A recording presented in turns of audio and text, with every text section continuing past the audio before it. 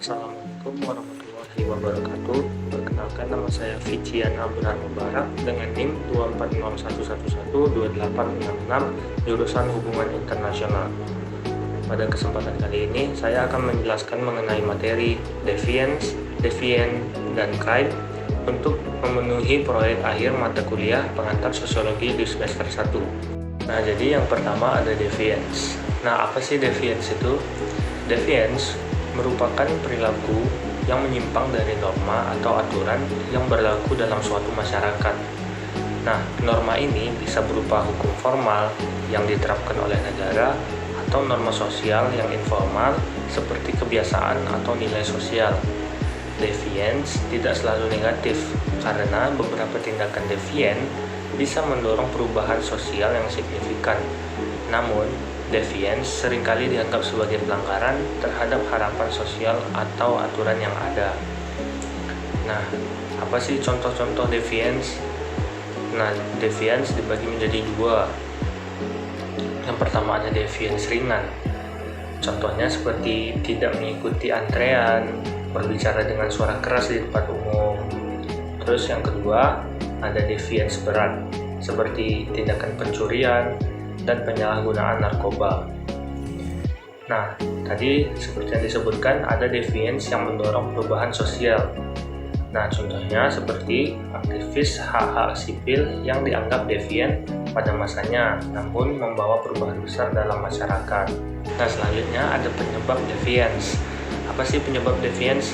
Nah, beberapa teori yang menjelaskan penyebab deviance antara lain ada teori strain dari Robert Merton yang mengemukakan bahwa deviance terjadi ketika individu tidak dapat mencapai tujuan sosial dengan cara yang sah, sehingga mereka mencari cara alternatif. Lalu yang kedua ada teori diferensiasi asosiasi yang dikemukakan oleh Edwin Sutherland. Deviance dipelajari melalui interaksi dengan individu atau kelompok yang mendukung perilaku deviant. Lalu yang ketiga ada teori kontrol yang dikemukakan oleh Travis Hirschi. Nah, Travis Hirschi mengemukakan bahwa deviance terjadi ketika ikatan sosial dengan masyarakat seperti keluarga dan teman. Lalu yang keempat ada teori labeling dari Howard Baker. Nah, label negatif dari masyarakat dapat menyebabkan individu semakin terjerumus dalam perilaku deviant. Nah, berikutnya ada deviant. Deviant merupakan individu atau kelompok yang melakukan perilaku penyimpangan. Mereka dianggap menyimpang dari norma sosial atau hukum yang ada dalam masyarakat.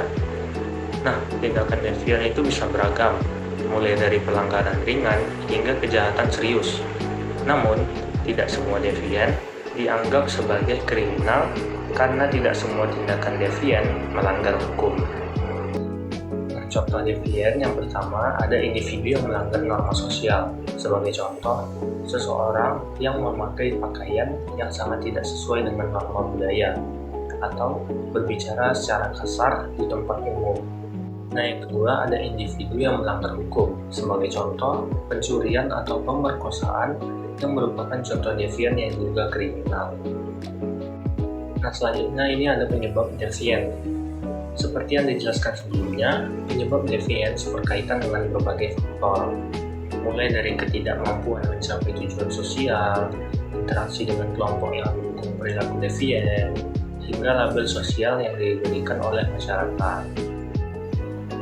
Lalu yang terakhir ada crime. Crime merupakan jenis penyimpangan yang lebih serius, yaitu tindakan yang melanggar hukum yang ditetapkan oleh negara dan dapat dikenakan hukuman. Nah, kejahatan melibatkan pelanggaran terhadap norma hukum dan seringkali berpotensi merugikan individu lain atau masyarakat secara keseluruhan. Kejahatan bisa merupakan konvensional seperti pencurian dan pembunuhan. Lalu ada crime white collar seperti penipuan dan korupsi, serta cybercrime yaitu kejahatan dunia maya. Nah, contoh-contoh tindakan kriminal yaitu yang pertama ada pencurian, yaitu mengambil barang milik orang lain tanpa izin. Lalu yang kedua adanya pembunuhan, yaitu tindakan menghilangkan nyawa seseorang. Yang ketiga ada korupsi. Korupsi merupakan penyalahgunaan kekuasaan untuk keuntungan pribadi. Nah, berikutnya ada cybercrime, yaitu melakukan pencurian data pribadi atau peretasan. Berikutnya terdapat penyebab tindakan kejahatan. Nah, terjadinya kejahatan sangat kompleks dan bisa dipengaruhi oleh berbagai faktor, mulai dari individu, keluarga, hingga struktur sosial masyarakat. Para sosiolog dan kriminolog telah mengembangkan berbagai teori untuk menjelaskan mengapa seseorang melakukan kejahatan. Berikut adalah beberapa teori utama yang menjelaskan penyebab kejahatan. Yang pertama ada teori strain dari Robert Merton. Teori strain mengemukakan bahwa kejahatan terjadi ketika individu atau kelompok merasa tertekan atau terhambat dalam mencapai tujuan sosial yang diinginkan, seperti kesuksesan materi melalui cara-cara yang sah. Ketika mereka tidak dapat mencapai tujuan tersebut dengan cara yang diterima masyarakat, misalnya pendidikan, pekerjaan, mereka mungkin beralih ke cara-cara ilegal atau kriminal untuk mencapainya. Sebagai contoh, seseorang yang tidak mampu mencapai kesuksesan finansial melalui pendidikan atau pekerjaan yang sah mungkin beralih ke pencurian, penipuan, atau kejahatan lainnya. Yang kedua, ada teori diferensiasi asosiasi dari Edwin Sutherland. Teori ini menyatakan bahwa kejahatan dipelajari melalui interaksi dengan orang lain yang mendukung perilaku kriminal.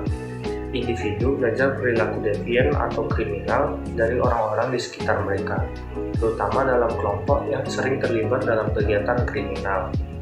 Proses ini lebih menekankan pada pengaruh lingkungan sosial terhadap individu.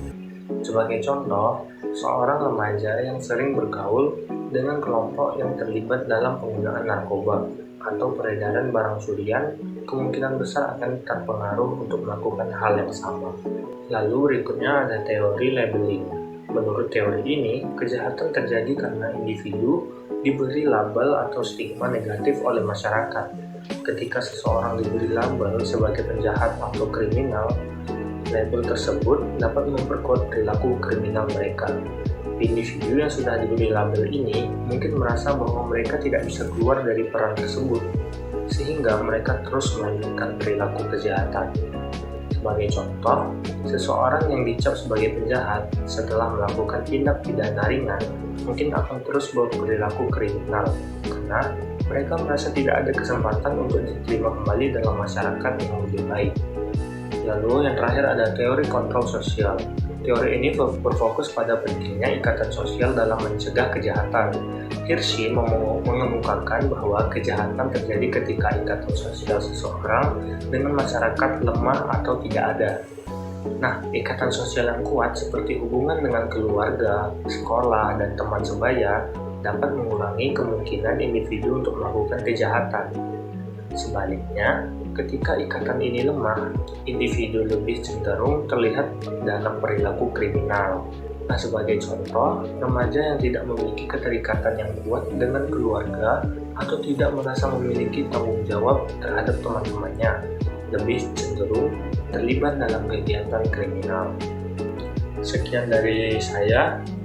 Bila ada kesalahan, mohon dimaafkan. Saya tutup dengan wabillahi taufiq wal hidayah. Wassalamualaikum warahmatullahi wabarakatuh.